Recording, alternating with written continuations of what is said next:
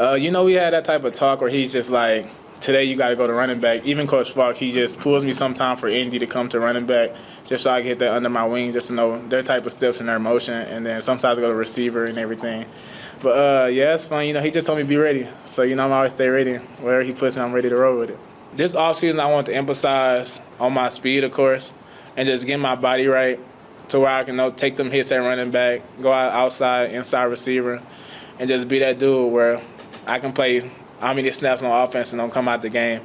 So I feel like just being able to play with more speed and just being a target for my quarterback, just know he can always trust me any moment in the game. We kind of figured when Dre'lon Hayden went down with that injury that they would have to pull someone else into the running back room. You obviously feel good about Trackhawk, Micah, and Simeon.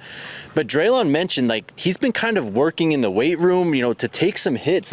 This doesn't sound like this is a one-game thing. I think that we're going to see quite a bit of Dre'lon in multiple roles this season. Yeah, maybe one of the more revealing things from the press conference was him saying that he actually spent some days with the running backs at practice in fall camp this year, which means, this isn't just some, gimmick, let's just throw them out there, put a little package together. It's no, we actually have plans for you to be at this position for times in certain matchups that we like. And again, when you're doing these two-back sets, there's so many different ways that you can put pressure on a defense and put stress on them. And putting Dre'lon Miller out there and forcing them to communicate and figure out who's matching up with him, because you sure as hell cannot have a linebacker on him, is one of those ways. So they're gonna hand him the ball, they're gonna throw him the ball out of the backfield, they're gonna put him back there with Trackhawk, they're gonna put him back there with Micah to create problems for defenses, and that's kind of Dre'lon's greatest asset to this football team.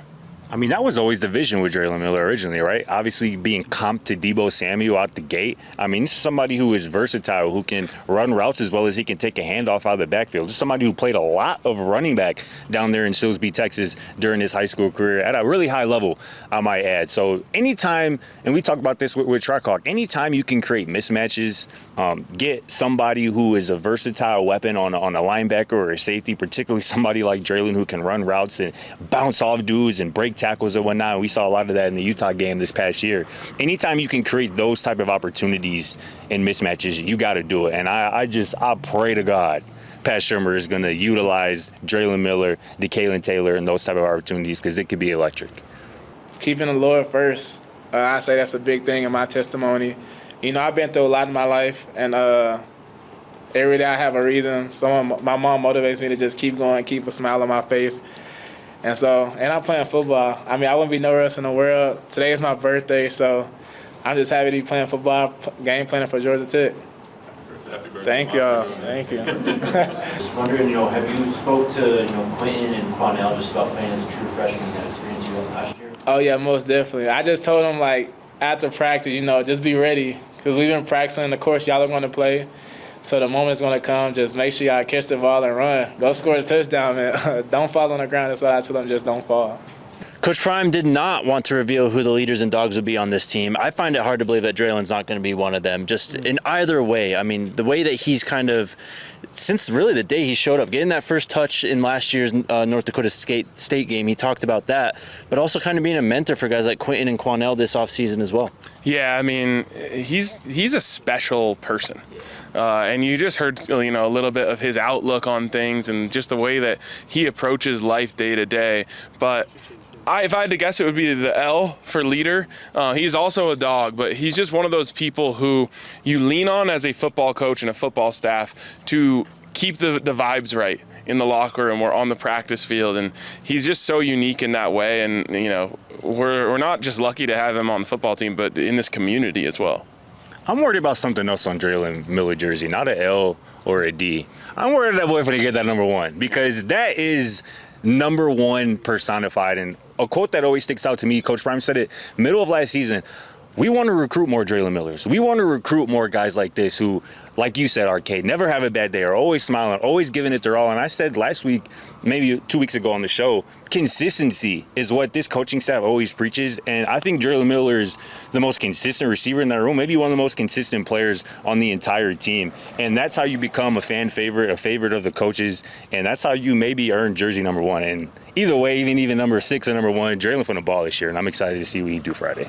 My dad always used to preach about morale is physical as 4 is 1. So just like your mind is 4 times stronger than your body. It's something like just pushing past like when it gets hard and rallying guys, make sure they getting to the top pretty much. So I hear that. He used to tell me that quote from literally when I was in flag all the way up to high school, and then that's I've been in college, and he still reminds me like here and there. So especially now I'm in a leadership role, I think that just preaching to the guys that just pushing through and having perseverance is something that I think Coach Mack instilled in those guys back in the early 90s. So personality-wise, I think the young guys give us life. I feel like the freshman class that rolled in, it's a new scene. And I think the babies that's born in 2007 and up is kind of interested to see how they maneuver and think and stuff like that. So just like staying fresh, really. I think they're all hungry to figure things out, and I think just amongst the older guys too that came in from different schools, and then people who's been here, like I think everybody's bought in pretty much, and it's kind of good to see. Even the young guys trying to figure it out. Like for example, like my room, like Alex and London, they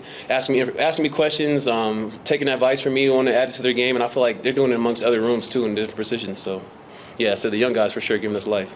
Arden Walker, another guy who will be a leader or a dog for this football team, spoke a lot about the depth, but he's just got a different tie to this university, and it seems like this game on Friday is going to mean a lot to a lot of different people here at CU. Yeah, absolutely. Obviously honoring the late, great Bill McCartney, who has had such an impact on this university and really, the kind of the godfather of this football program. We're standing next to a quote of his as we speak: "The pride and tradition of the Colorado Buffaloes will not be entrusted to the timid or the weak." And Arden Walker is neither timid nor weak. And the pride and tradition of the Buffaloes is being entrusted into him as a legacy on this football team. He talked about some of the stuff that his dad, who's been his football coach his whole life, passed on from Coach Mack, as his dad played for Coach Mack. And it's funny because it's a classic thing that anyone who's been around Coach Mack talks about is the power of the mind.